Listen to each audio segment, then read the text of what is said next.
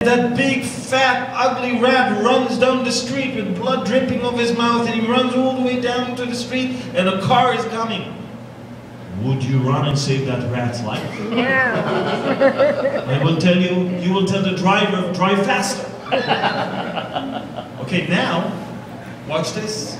When Hitler used to show to the German people movies about the Jews, every few minutes he will insert a tenth of a second or a second picture of rats running over. Wow.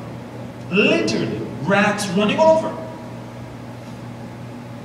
It took 1 hour to watch one movie to come up with the idea that these are not anything but the rats that are taking our food, that are spreading diseases, that are sucking our blood, and that wants to take our life. And they live amongst us. These are human rats.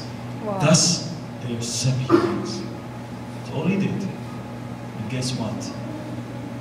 The Germans stood in line to help, facilitating his vicious plan to destroy the Jews. That all it took.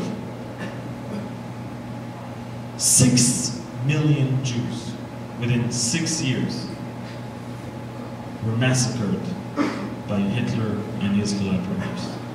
And believe it or not, you would think that after the Holocaust, when the whole world saw that people tried to kill the Jews, you would think that the world will stop from this crazy race to kill us. Guess what? On the very day Israel declared statehood, May 14, 1948, 5 different armies invaded into the land of Israel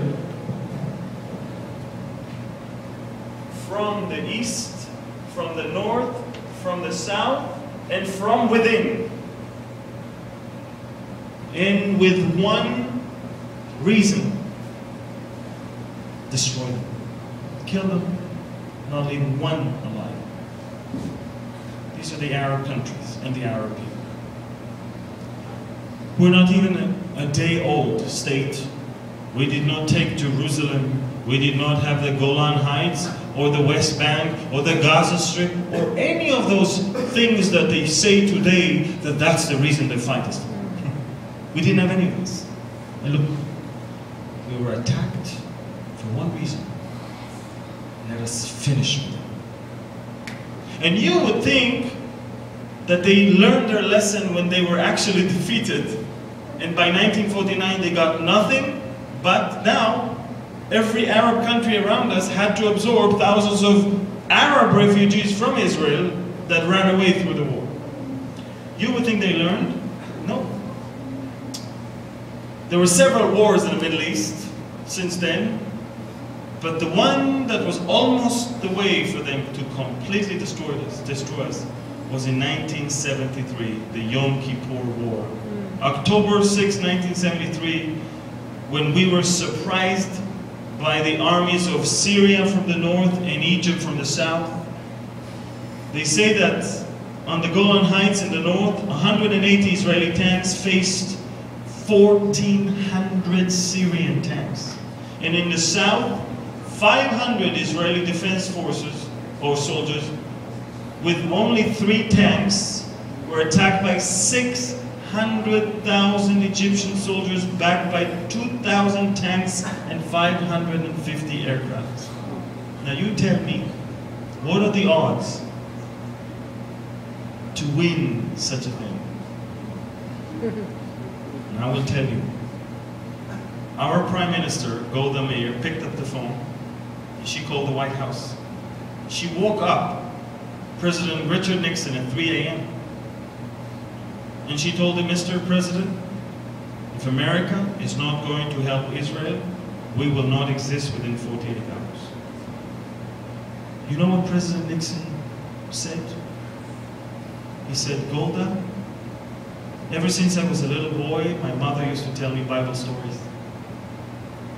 And one day, as she was telling me Bible stories, she stopped right in the middle and she told me, Richard, I want you to promise me one thing, that if ever you will be in the position to help save the lives of the Jews, you must promise me that you will do so. And then she continued with the Bible story. He never understood ever why she did that. He never even asked her why. And then he told Golda Meir on the phone, Golda, now for the first time I truly understand why I became President of the United States. And within 24 hours, the largest airlift of armaments in the history since World War II took place. Now, you know the Philippines has something to do with it. Thousands of Filipinos who worked in the American air bases in the Middle East were given the order within hours to start painting all the aircrafts in the colors of the Israeli Air Force. And aircrafts and ammunition were sent from any close military base that could be found that was then by the control of America.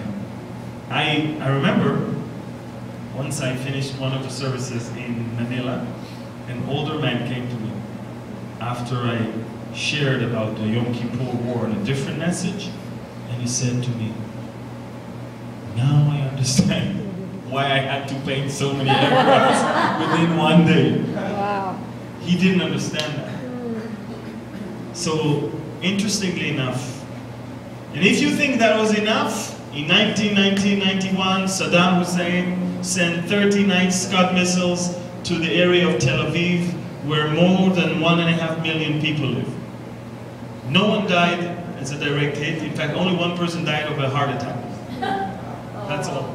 39 big Scud missiles hit the most populated area of Israel, and only one man died of a heart attack. And regarding this guy, he died not from a heart attack. They found him like a rat in a hole. They pulled him out and they hanged him, and he's dead. If that's not enough, in the late 80s, beginning of the 90s, and in the late 90s, beginning of the 2000s, the Palestinians started a wave of terrorism called Intifada. They used to send suicide bombers, blow up buses and places loaded with Israelis. Kids. But what really breaks my heart is not that the suicide bombers went to explode themselves, is that the children were taught from young age that this is a heroic thing, a noble thing, and they were marching in the streets pretending to be suicide bombers, and they were encouraged by all the adults, go, kill them, destroy them. These are